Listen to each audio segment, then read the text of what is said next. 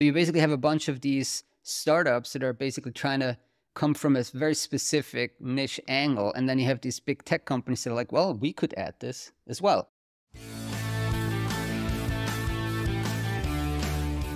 Hey everyone, and welcome back to a news episode, Slater Pod number 208. Hi, Esther. Hi, Florian. 208 episodes. But you and I have been away since March 8th, at least in terms of a news pod. So we have a ton of stuff. Yeah, I haven't spoken to you in a month. Wow. I haven't spoken to you in a month. Yes, can't say that. But in terms of like a news episode, haven't done anything for more than a month, and a lot has happened since. So we try to catch you up on all of these exciting developments. We did publish in the meantime our 24 life sciences and language AI report. It's been way overdue. I think the last life sciences research report we had back in 2017, 2019. I think 2019. Yeah. 2019. All right. Still nearly 5 years ago. Yeah. It's 5 years. Half a decade. Has passed since. So it's been a while. Now also we have a nearly full agenda for SlaterCon London on May 23rd. The initial welcome reception is going to be on May 22nd. Fantastic location near the Thames, the London Eye. So make sure to tick both boxes when you buy your ticket, get the reception and get the full conference. So we are starting off with a keynote by Iris Oris, who was a podcast guest before, VP of Global Experience and kind of including international markets at Meta. Meta, the social network giant, formerly known as Facebook. And then we have a great presentation by Brian Murphy, CEO of SmartLink. Moving on to Martina Pankok, the localization director at Vinted, a secondhand clothing e-commerce platform. And then we'll move on to a technology panel with DeepL that you'll be moderating, right? Yeah, that's right. And then we have IQVIA, world's largest probably clinical research organization, $50 billion company. Maybe if we read the life sciences report, we'll know that. 100%. If you read the life sciences report, you'll know that. And we have no other than their vice president for clinical delivery transformation, Richard Purnell, speaking. And we'll move on to a AI-enabled localization in the media and entertainment industry panel with AppTech and Deluxe. Of course, we had Deluxe on the podcast just recently. That was a super interesting one. And they have a partnership now with AppTech. So we'll do that. And then Anna is going to moderate a panel with Birdhouse, Mabel AI, and Camb AI from our 50 under 50 list. So that'll be really cool just to see where these kind of new startups are at. And then we'll close and we'll go into the networking reception. So you can't miss this. It's in the middle of London. Fantastic hotel, great setup, 150 people. So do get your ticket now. Usually we sell out, a few weeks before. So you want to make sure that you are part of this. All right. And so today we'll try initially to unpack what we in our show notes or in our notes here have called the featureization, a kind of normalization of translation AI. You're going to give us an update on all the M&A that has happened, mergers. We have a merger now. Mergers. Now it's plural after the Aclara one. Now we have Supertext. So a mergers and acquisition update. You're going to give us a quick update on the listed LSPs, what's happening there. We're going to discuss briefly about how, Google Translate shelving its contribute feature. And then we'll try again to unpack this super weird story about animal translation, like translating animal communications using these latest models, because why not? And then just a quick one on the European Union Commission's tender, big tender. They have a lot of tenders, and we try to unpack them, and there's been some pushback on this one. All right. So if we wanted to AI dub this podcast, we could use a lot of solutions, but we still cannot use dub. Despite, this is the most, most pleasantly pronounced solution out there, dub. Because Adobe is still teasing the release of dub, but is not actually releasing it yet because of, I don't know, maybe some concerns. But the broader picture here is that this that translation AI, AI dubbing, and generally language AI is kind of becoming very much a feature of broader platforms out there. And Adobe obviously is one of the bigger platforms, not the biggest, that's still the Microsofts, the Googles, etc. But it's a very big platform. I mean, we're using now this Adobe, what is it, AI assistant. So if you're a subscriber to Adobe, I think, Adobe Pro or Acrobat Pro or something, you can now get you can get a summary when you open the PDF, you can get a summary. And it's quite well. It does quite well. So you kind of that competes with the chat with PDF type of solutions that are out there. So you basically have a bunch of these startups that are basically trying to come from a very specific niche angle, and then you have these big tech companies that are like, well, we could add this as well.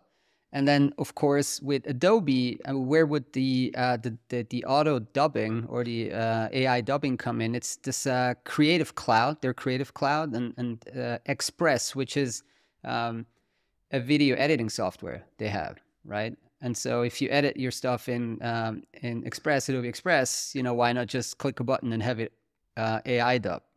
Now, the key question there is always, is the feature as good as the standalone solution? Which, if it's 90%, you're probably going to go with the feature as part of a bigger package. But if it's only 50% as good, you might actually go with the standalone, for example, right? Well, and depending on how important it is for you, the quality, etc. Correct. I mean, I guess for us, we might go with a specialized solution here, as opposed to, if we ever ended up actually dubbing this podcast, we might go with a more specialized solution. But so they're still teasing it. There was another kind of rollout that put another YouTube video with one of the product managers out, and then we actually dug into the call transcript from their latest investor call, Adobe's that is. And so they're a gentleman called David Vadvami, sorry. He's the president of the digital media business. He's saying, and I'm quoting now, the unveiling of new research like the preview of our music generation models and editing tools last month and our video auto dubbing models earlier today inspired our Creative Cloud and Express customers. And then there's some kind of marketing stuff. And then he's also saying that, let me just put this up a little bit bigger. You can also link it in the show notes there. So they're also talking about how they're going to price this. And currently, for example, in Adobe Firefly, which is Adobe's image generation and video generation, it actually deducts credits. And we at Slator, we're using up a fair amount of those because we're creating a fair amount of AI imagery for the website. Because it's very expensive for Adobe to, generate this. I mean, it's kind of compute intensive and probably then eventually energy intensive, right? And so for AI dubbing, that's probably pretty intensive as well. And so they're now discussing in this call, like if they're, how much they're going to charge for it. And they're saying, as you can imagine, that's again the president there, as you can imagine, those actions will not take one credit. Those actions, meaning, for example, AI dubbing, will be much more significant in terms of what they cost. So interesting that they, it's not just going to be bundled for free, but it's going to be, it's probably going to incur some additional costs, which, for example, the Adobe, the AI assistant for PDF summarization, that one's free. That's just part of the subscription there. All right, bigger picture, big companies bundling these features. And for example, not bundling, but adding would be like OpenAI. They now launched their generative AI voice engine and added all kinds of disclaimers to not use it for whatever type of purposes, right? And then another one was HeyGen. We spoke about HeyGen with all these viral videos that they're rumored to be raising like $60 million, and they're targeting AI video. I think translation is a very big market for them. So you're seeing all these kind of HeyGen, fast growing, but small startup, OpenAI, big AI, I mean, probably the leading AI company, and then these kind of, the big tech companies like Adobe, they're all coming in and trying to get a piece of this multilingual translation AI business that's growing super quickly. Allow me, sorry, to go on another brief tangent here that also we said about, that was the featureization part of translation AI. Now we're coming to the normalization part. And so a company called Sinclair Media, apparently like $3 to $4 billion in revenue, announced that they're partnering with HeyGen to translate, as they call it, the Tennis Channel series Petco Unfiltered into Spanish using advanced AI technology, also known as machine translation, right? And so who is Petco? Petco is Andrea Petkovic, who apparently, I'm not a big tennis follower, but she was a WTA world number 9 player, and she has her tennis show called Petco Unfiltered. And this big media company, Sinclair, is going to use, translation AI to make this accessible to Spanish-speaking audiences starting later in April. So the takeaway there is that, yeah, kind of very kind of normal, run-of-the-mill, big-size media companies are now feeling very confident to go full AI, full machine translation, full translation AI in their content production. Maybe full. Maybe there'll be some post-human QA or something. Or have they been specific about just rolling it out? No, you're right. They go on to then, though, really stress that they are doing this responsibly. So that would suggest maybe a human in the loop also. Or disclaiming any responsibility when the AI fails. So okay. let me read that from their report. So they're saying Sinclair emphasizes its commitment to responsible AI usage by including a disclosure slate in the episodes that explains the AI's role and listen to that, and provides a QR code linking to a comparison of the language versions. All right? That's pretty good. And then they also joined the so-called Content Authenticity Initiative and some other initiative that I'm not going to pronounce. And so basically saying that, hey, we want to do this super responsibly, making sure that people understand this is AI. And yeah, but this is getting normalized very quickly. And people are putting press releases out and basically signaling that they feel that they want to be perceived as being kind of, ahead of the curve and the first in adopting this type of stuff. So yeah, quite the shift there. All right, quite the shift also in M&A. A very unusual transaction has happened, and we're going to provide a lot more follow-up coverage. Probably going to get the guys also on the podcast. But tell us more about the Supertext Tech Shuttle deal that we had last week. Yeah, Supertext and Tech Shuttle. So we've got a merger between these two companies, both Swiss companies based in Switzerland, but probably that's where sort of the similarity ends. I would say you've got a sort of top 70 language service provider in Supertext that's known for sort of creative and white glove translation, and then Tech Shuttle being essentially a tech company, obviously focusing on machine translation and language AI. They have come together in a merger, which, to your point, yes, mergers being relatively rare in the language industry. And especially when it comes to two businesses, which are, one being tech and one being services. I think most of the mergers we've seen previously in the industry would have been between two fairly similar looking companies in terms of services provided. But yeah, it's your home turf. And my home turf, yes. Yeah. Both are Zurich based. And obviously we know their name. Sorry, I have to, Supertext Shuttle. It has to be the new name of this company. Supertext Tech Shuttle, yeah. Yeah, so we're going to provide follow-up coverage because it is very unusual. I actually really don't recall a similar merger in the industry. Like I recall big companies acquiring tech, right, and then kind of folding it in. But I don't recall, like in a sense, like almost like, I mean, those two were or are very big in Switzerland. They're very big. They're not big globally. I mean, they have, like, I think Supertext has. I know they have a very successful office in California, but it's very Swiss based. But in Switzerland, they're very, very successful, and kind of yeah, it's just almost like not equal size probably on a revenue perspective, but on a kind of similar trajectory. So I don't recall a merger of that magnitude. And also, of course, the tech CEO, so Samuel Loibley, who spoke at SlaterCon before, was a SlaterPod guest. I mean, he's going to be the CEO of the combined org. So the tech CEO is going to lead the combined org, which also is interesting. So I've not seen anything like that. Yeah, it'll be interesting to watch. We will provide follow-up coverage. So then there is 1, 2, 3, 4, 5, 6 more. 6 or so, yeah. I mean, given that we haven't had a news pod in a month, there's been a fair amount of M&A activity in between. So small ones, big ones, but we've got from the month of March, Diuna Group acquiring Yellow. So this is a language service provider and language school founded more than 30 years ago, both companies being based in Poland. So Diuna is acquiring Yellow for its sort of cross-selling and upselling opportunities, lots of different services offered by Yellow, including conference interpreting, event organization, and services related to also language training and examinations.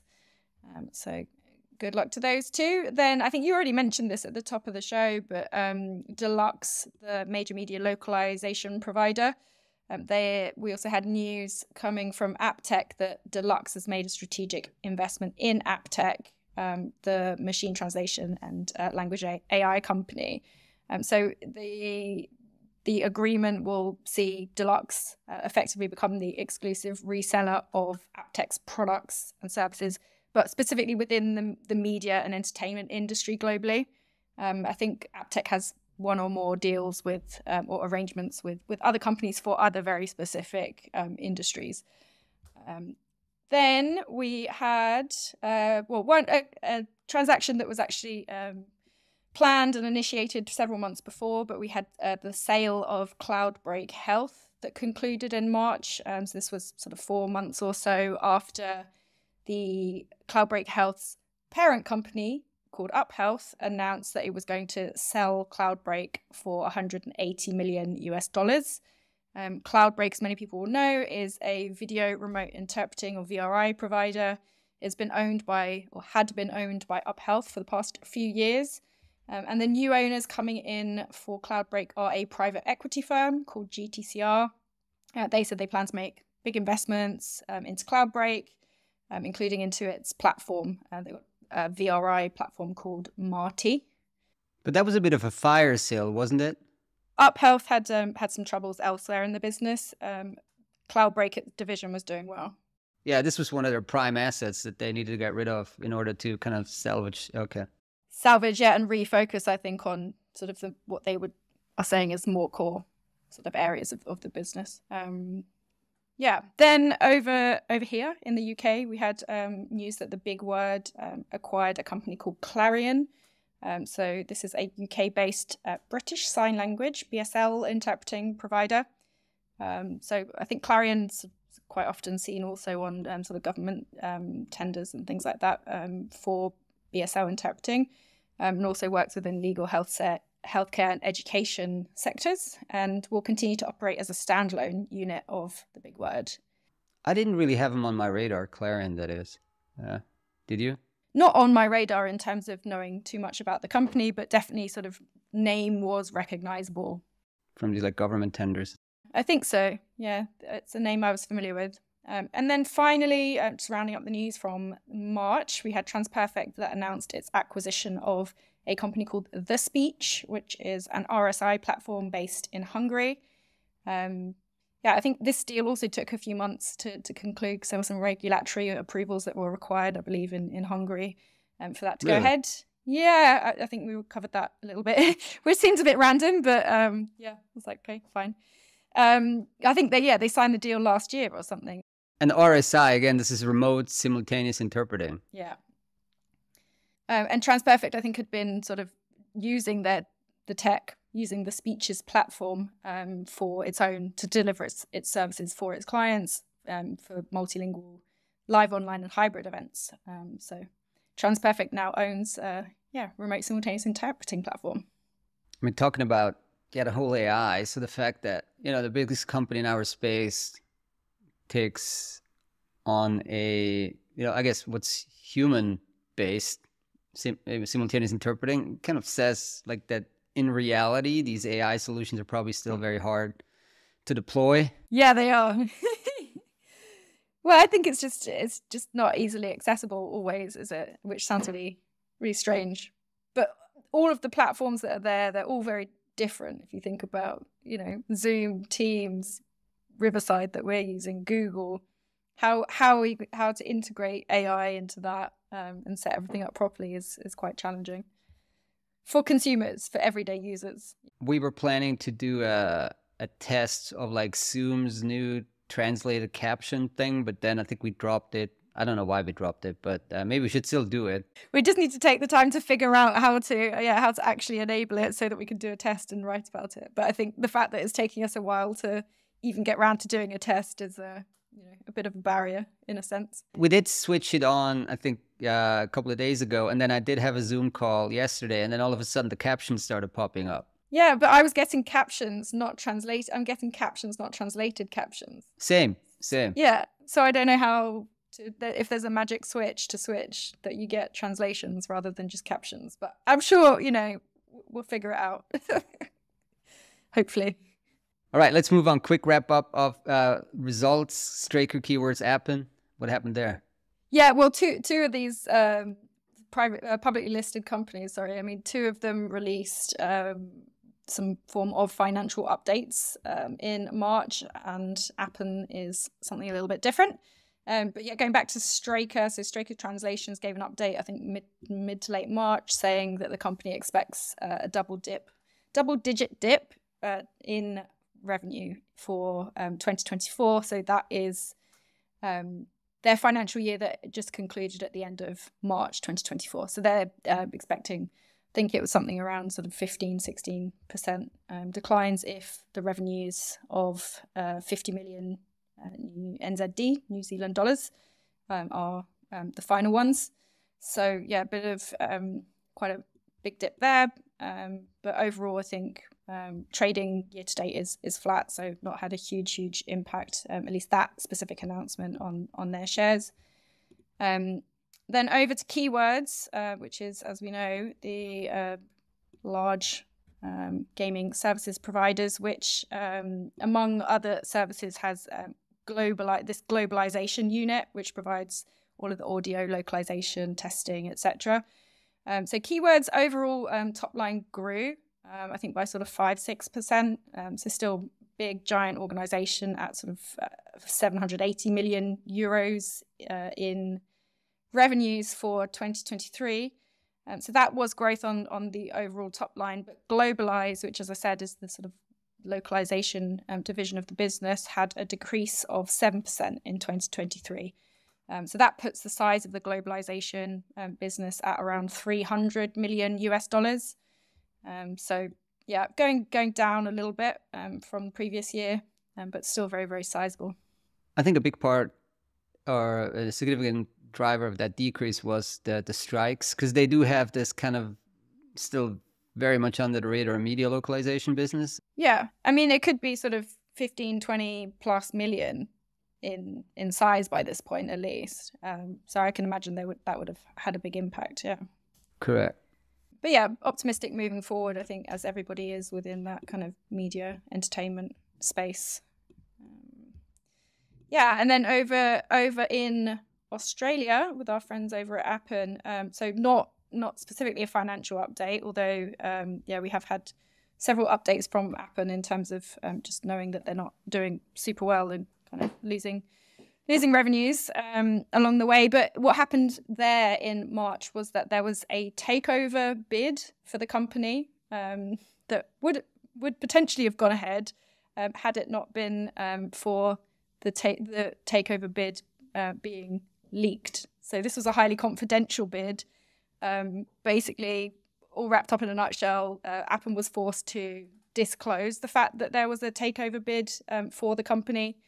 And that sort of scuppered the chances of the bid actually going ahead. So the bid to take over the company was withdrawn. So not ideal situation over there. All right, and one of Appen's formerly biggest clients was Google, but then they lost it, which also didn't help. I think that was announced about 3 to 4 months ago.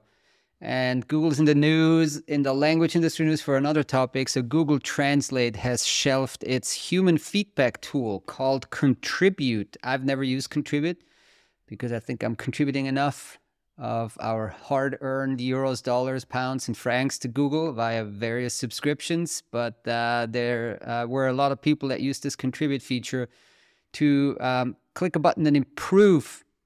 Basically, well, it allowed the contributor features allowed users to click a button to quote unquote improve the translation and write an alternative translation, right? It's like Facebook had something similar to that, didn't they? Quite a while ago. The sort of user like, oh, suggest a translation or suggest an improvement, I think. Yeah. Because why wouldn't they, right? I mean, you have, probably at their scale, tens of thousands of people doing this, which should have helped. They launched in 2014. At the time, they said it would help incorporate people's corrections and over time learn, users' language a little better. Google also acknowledged that this did help improve in fact the translation. So they said that with your help, we've been able to add new languages improvements over the year. But since then, that's Google speaking, our systems have significantly evolved, allowing us to phase out Contribute.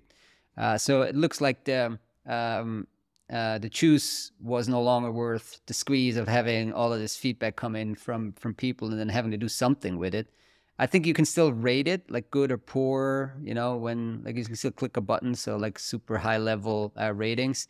But yeah, Adam from Modelfront, the quality estimation company, and he was actually a former Google Translate engineer. We asked him for his feedback and he said, so while search ads and videos or social feeds have successfully used human feedback loops at scale since the 2000s, so far in translation, we failed to use human feedback despite leading on model architecture. The best feedback is incidental and just built into how every user uses the product. So, he's not super sad to see this go. And also kind of underlines maybe it wasn't like extremely critical to Google Translate success. I think most of the pushback came from speakers of lower resource languages who said, hey man, this is still not great. Like we could still help you improve it. So that's, I think, what we saw online. One more language that's probably a little harder and super low resource is animal communication. So I don't know where to begin and where to start with this one too. I don't know. Just go for it.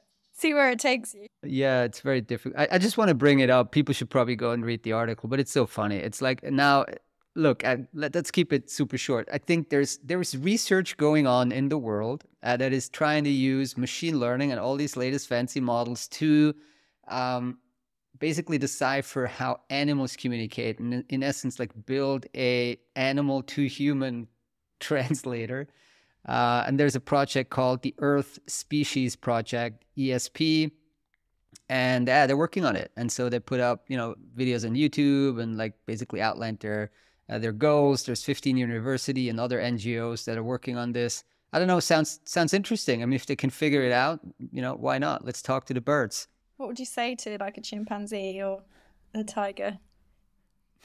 What would I say to a cat or a mouse? To a tiger? Don't attack me. Let's just go with the maybe the higher, or I don't know, the higher monkeys. Maybe monkeys, or like chimps, fish. or maybe the fish won't say much. Spiders probably won't say much either. I don't know. I mean, dolphins. I mean, like I guess dolphins, chimps, maybe elephants or something. Maybe there's something to decipher. Parrots. Well, they adjusted to us. All right, look, let's leave this. Head over to the article, and maybe if you want to dive deeper there, check this out. It's a little hard to summarize in all its complexity, but it's just it's incredible what people think these new models will enable, and why not? I mean, if there are certain patterns in certain animal communications that just like a human is unable to decipher, and these big models may be able to if they have enough data, sure, why not? Let's go for it. Okay, bringing it back to the mundane world of European Commission translations. They just awarded a massive contract. They have these like 4-year cycles where they award these massive contracts. This one's called TRAD 23. It was awarded maybe about a month ago. I think one of the big winners was Accolade. So, super agency winning a bunch of those. But there were also some concerns by some individual translators who were previously working on that contract. So more basically, there's a shift from individuals to like super agency, right? And that shift brought rates down. And so apparently a group of 30 English to German translators raised these issues in a letter to Commission President Ursula von der Leyen. We saw that letter, and like one quote here from the letter is that they're saying already now a number of highly qualified colleagues from the TRAD 19, so that was the previous version, the 4-year cycle, consortium have announced their withdrawal from the specialist field of EU translations in view of the price situation. So if the Commission does not act now, the required high quality of translation can no longer be guaranteed.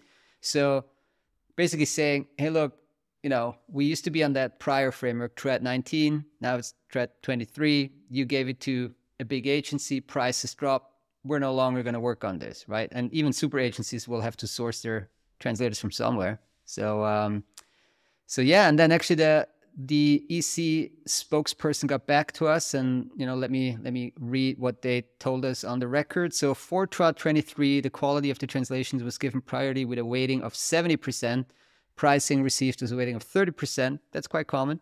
This is the highest weighting for quality allowed. This weighting enabled the Commission to choose a quality tender, but also placed an obligation on tenders to compete on price. So yeah, very kind of template-y standard response, but just stressing that, hey man, 70% of this was quality and only 30% was pricing. Let's see how it goes. It's one of the very few things I could probably judge because it's English to German. So, if the quality of the German coming out of the European Union drops significantly, we know where to look. All right, so head over to our webpage, SlaterCon, the event website, and get your ticket. 6 weeks left. See you there. And we're going to squeeze in another news podcast before. So, all right, take care, bye.